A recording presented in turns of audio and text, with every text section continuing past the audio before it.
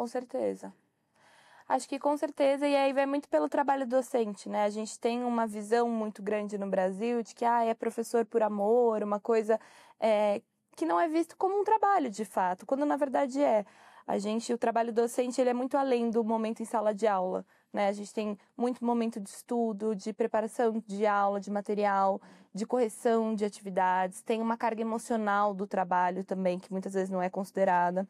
E quando a gente tem um trabalho precarizado, principalmente quando a gente fala em questão salarial mesmo, um trabalho que não é valorizado, que muitas escolas têm salários baixos, isso influencia porque o professor, para conseguir sua sobrevivência, para conseguir um salário melhor, acaba trabalhando em 2, 3 escolas, tendo aula particular, e isso vai consumindo um tempo que poderia estar sendo dedicado a melhorar, por exemplo, a aula que vai ser ministrada.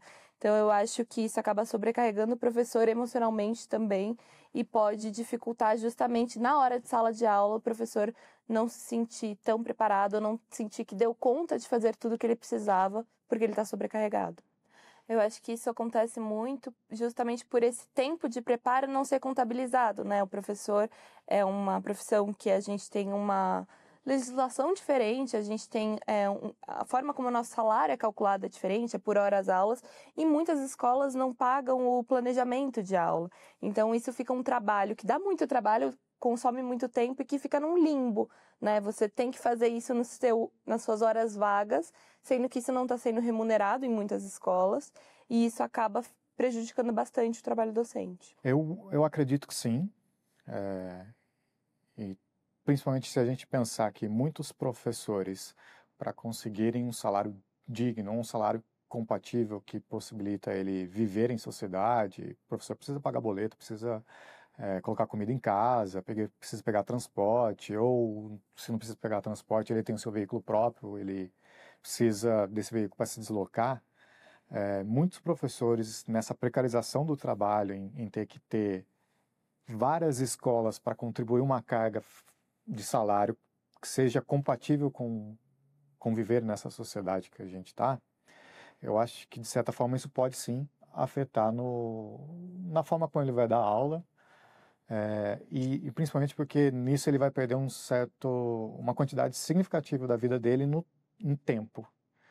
E um tempo para preparar a aula e para preparar, eu não digo só fazer uma aula que seja atrativa ou que use metodologias diversas. Eu digo também que o preparo também se dá na correção de atividades, em reuniões pedagógicas que ocorrem, quando o professor tem que atuar em diversas escolas para completar essa carga, o trabalho dele acaba sendo desfavorecido. Porque parece que ele não está numa escola e não está numa outra, parece que ele não está de corpo presente em todos os lugares. Que ele não consegue, de fato, ter uma dedicação a um único lugar. Que seria o ideal, talvez, para um professor. Ele completar toda a carga dele num único lugar e, nesse lugar, ele ser bem remunerado, ter um plano de carreira e coisas do tipo. Então, por essa fatiação da docência do professor, dos baixos salários que se dão, acho que isso afeta muito a qualidade, talvez, de algumas aulas. Mas isso também não é uma única razão, né, da precarização do trabalho. Essa precarização do trabalho não se dá só também o professor não ter acesso a essas coisas, se dá também como a nossa sociedade é vista, né? A nossa sociedade sempre viu o professor como alguém que atua com amor ou que atua por vocação. E nunca o viu como, de fato, um profissional que chega, bate a ponto, tem que cumprir carga horária. E muitas das coisas que ocorrem também nessa precarização se dá também não só nele ter que pular de escola em escola, se dá também quando a gente pensa nas hierarquias dentro das próprias escolas, que reproduzem o que a sociedade vai ditando sobre o que é um professor. É sobrecarga de trabalho, sobrecarga de atividades, tendo que fazer coisas fora do escopo ao qual ele se formou. E eu imagino que tudo isso vai afetando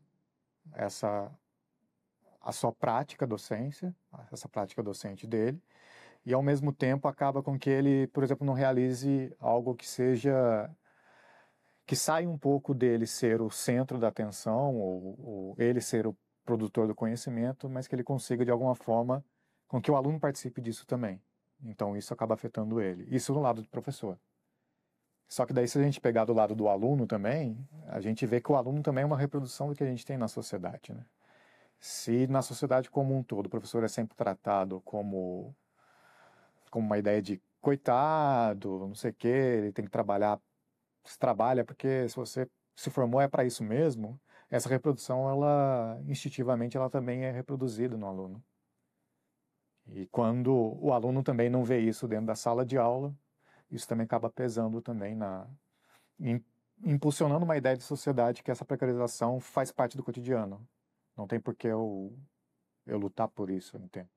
Temos que entender também que esse lado também tem um lado do aluno, que é, o aluno também ele também está em formação. Então, muitas das coisas que ele não compreende agora, ele vai compreender lá no futuro, que de alguma forma fazia sentido ter aquela formação geral para ele. E aí a gente entra eu posso até voltar na questão da infraestrutura lá nossa, que essa questão da infraestrutura também se dá no quantitativo de alunos que tem por sala de aula, né? Esse quantitativo também ele é um dificultador também do processo de ensino-aprendizagem e é uma normalização do que parece da sociedade, ter que ter 40, 50 alunos dentro da sala de aula. E a gente tem que lidar com tudo isso, mas entender também que há níveis de dificuldades. Nem todos os alunos vão, de fato, compreender uma forma, outros vão ter que ter uma aplicação de outra forma. Então, esse quantitativo também acaba sendo uma situação, né? E é muito difícil lidar com tudo isso, sendo tendo que lidar com todas as situações, e nós temos níveis diferentes de aprendizagem dentro de uma sala de aula. Então, essa normalização também vai precarizando o trabalho do professor. No começo da minha carreira, assim, no meu primeiro ano como professor, eu achava que não. Eu achava que, na época, eu só dava aula na escola pública, e eu acreditava que a gente tinha que lidar com a precarização, porque era uma coisa que nós, professores, não podíamos controlar, não teríamos controlar, e eu achava que o objetivo da docência, da profissão, ela tinha que estar acima da precarização. Isso foi para o primeiro ano, que eu tinha uma ideia muito idealizada de educação, eu ainda tenho, mas eu não tinha sofrido tanto com a precarização igual nos outros anos que se passaram. Então, eu comecei a perceber o quanto essa precarização, à medida que você vai avançando no trabalho de professor, ela começa a te desanimar do próprio trabalho, do próprio propósito que você tem. Porque você entra com uma ideia idealizada, só que em paralelo você tem que lidar com problemas de estrutura, dependendo de onde você está, problemas de relacionamento com outros professores, problemas de relacionamento com a gestão, problemas às vezes até repasse de aumento que não chega, e essas coisas que não estão no seu controle. Tudo isso deixa o professor precarizado no trabalho e isso vai começando a diminuir a sua vontade de estar ali. E às vezes é preciso controle mental muito grande para você continuar dentro da sua missão de educar, da sua missão idealizada. Imagino que dentro da educação você precisa estar lá com uma missão que seja além de ganhar dinheiro, porque senão não funciona, você não vai ser um professor tão bom assim se a sua visão for só o dinheiro, só o financeiro. E a precarização do trabalho eu vejo que vai te diminuindo, vai te deixando mais não tão afim de superar certos obstáculos. Então eu vejo que se você pega professores mais velhos, eles estão assim, totalmente devastados ideologicamente, porque a precarização do trabalho afetou demais a maneira como eles encaram o trabalho de professor. E aí você deixa de fazer o que você acredita, passa a fazer só aquilo que é o básico, porque você é pago só pelo básico. Você não é pago para fazer uma coisa melhor, assim. Então, isso tudo vai minando a vontade de o professor estar ali. Isso eu fui percebendo com o tempo. O trabalho dentro de uma escola particular ou de um nível acima assim, do público, o trabalho não é precarizado. O trabalho é inversamente, né? Então, você tem um salário melhor, você tem condições melhores para trabalhar, você, consequentemente, tem alunos um pouco melhores, então tem alunos que entendem um pouco mais a proposta. Então, tudo isso vai assim, sendo uma mistura de coisas que faz a coisa acontecer, que faz tudo dar certo. Você percebe que no ser sozinho, não tem que superar tantas coisas igual é nas instituições públicas. Então, o sentimento que eu tinha quando eu estava na escola pública que eu tô, é de estar muito sozinho. Então, você está sozinho contra um monte de coisas contra você. E esse é um grande problema. Aqui eu já não sinto que eu estou sozinho. Estou num ambiente muito mais acolhedor, eu estou no ambiente onde os profissionais se ajudam, onde a estrutura ajuda, onde o trabalho não é precarizado. Consequentemente, eu faço um trabalho melhor. E aí eu percebo que às vezes eu estou com muito mais vontade de fazer alguma coisa para dar aula aqui do que para dar aula no público. E aí eu percebo que a energia que eu preciso gastar para fazer uma coisa lá dar certo é muito maior do que eu preciso fazer aqui. Então, isso vai dar uma diferença muito grande na hora de ensinar.